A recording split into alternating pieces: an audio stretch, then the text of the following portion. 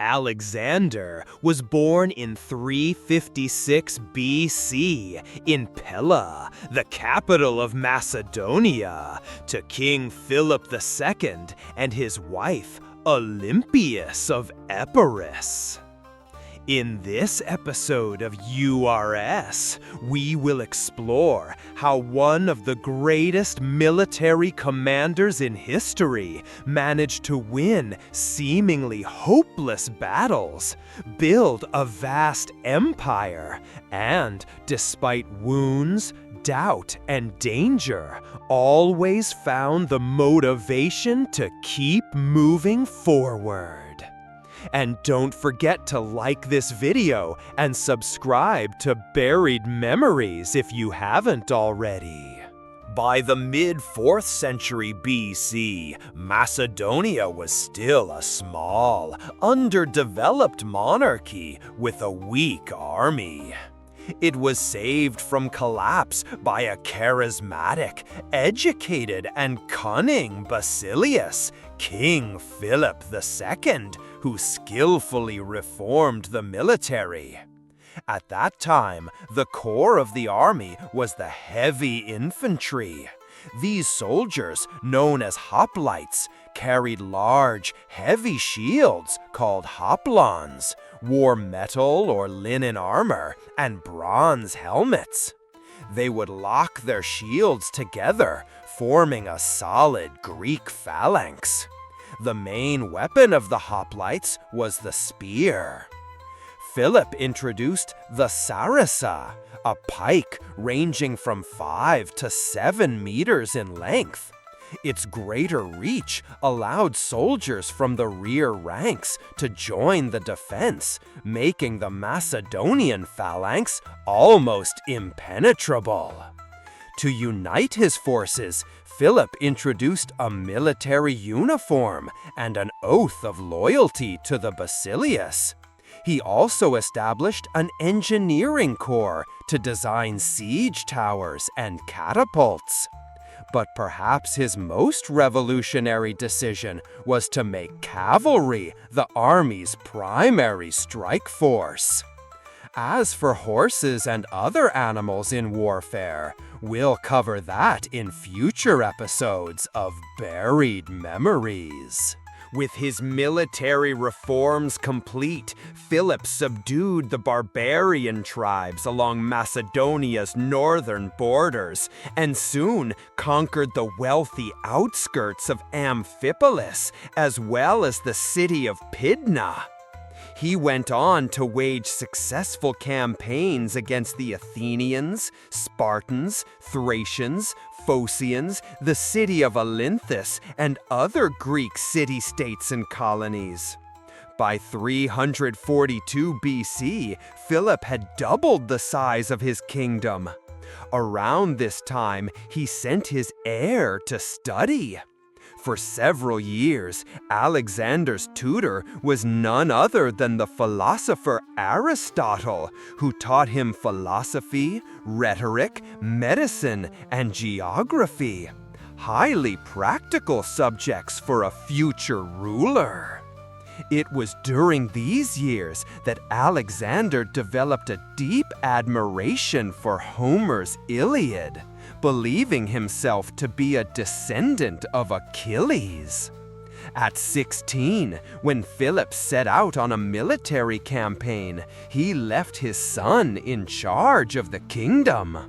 A Thracian tribe attempted to take advantage of the king's absence and rose in revolt, but Alexander swiftly crushed the uprising. 2 years later, at the Battle of Chaeronea against Athens and Thebes, the 18-year-old Alexander commanded the Macedonian army's wing. Following the victory, Philip established a coalition known as the Corinthian League. Cui bono? Soon after, King Philip II met a mysterious end, likely at the hand of his bodyguard and possibly lover, Pausanias. Whether Alexander or his mother Olympias played any role in the assassination remains a mystery we may never solve.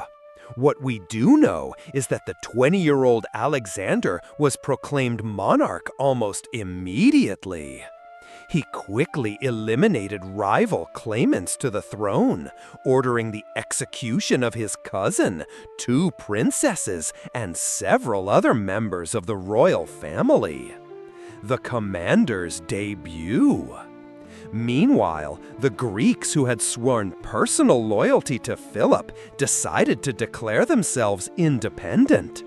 In Athens, Philip's death was openly celebrated, while Thebes and Ambracia even attempted to expel Macedonian garrisons.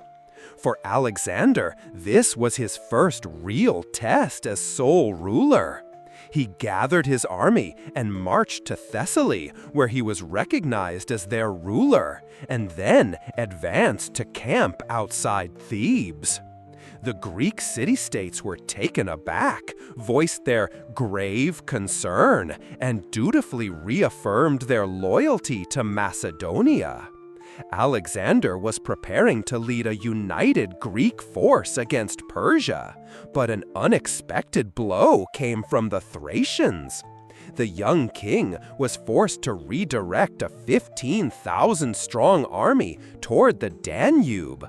Thus began Alexander's Balkan campaign, the fastest of his career. We'll cover that story in detail in future episodes, so be sure to subscribe to Buried Memories to avoid missing fascinating facts from that era. The Thebes goes too far.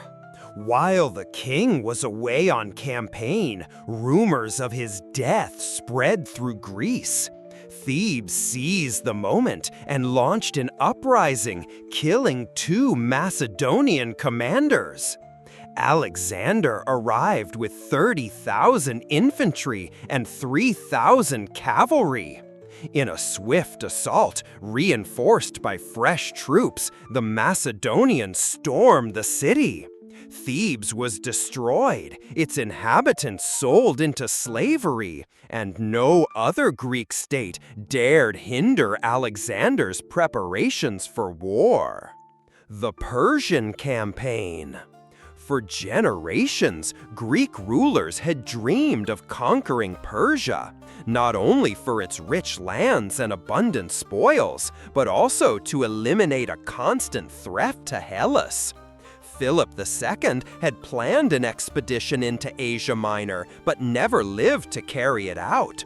Alexander saw it as a family mission, one that would enhance his authority among the Greeks. He also believed in his divine heritage and considered the war his destiny.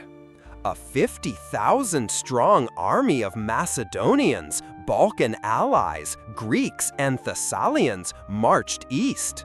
The first clash came at the river Granicus in Anatolia. Here, the king employed a daring maneuver, sending a forward cavalry squadron to engage the Persians, allowing the rest to cross the river. In the heat of battle, Alexander personally killed the Persian king Darius III's son-in-law. The Persians lost 1,000 cavalry and fled. City after city in Asia Minor fell like dominoes. Phrygia, Sardis, Alinda, and others, recognizing Alexander as ruler and handing over their treasuries. But the city of Miletus chose to resist. Alexander besieged it by land and blocked its harbor with his fleet, forcing the Persian ships to retreat. The city fell, his first naval victory. Next came Halicarnassus, defended by 400 ships. The defenders burned Macedonian siege towers and launched bold counterattacks. Defeat loomed, but Alexander's persistence paid off. The city was eventually taken. The conquest of the Levant and Egypt.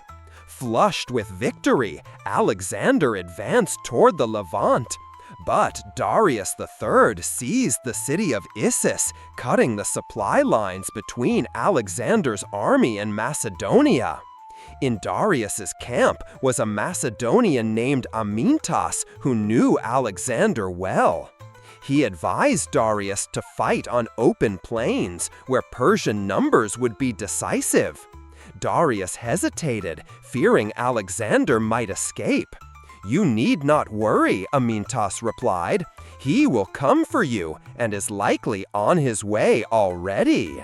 At the Battle of Issus, the Persians found themselves trapped between the sea and the mountains.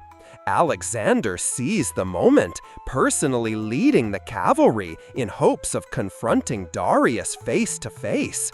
But the Persian king fled, and with his retreat, his army collapsed. The Macedonians captured Darius's mother, wife, 2 daughters, and an immense treasure. The Siege of Tyre. Tyre, a fortified island city, was Persia's last naval base. To take it, Alexander ordered the construction of a causeway nearly 4 stadia long. At first, his men resisted, but the king, skilled in rallying morale, declared that in a dream, Hercules had appeared, reaching out his hand to lead him into the city. Tens of thousands toiled under constant bombardment to build the 60-meter-wide causeway.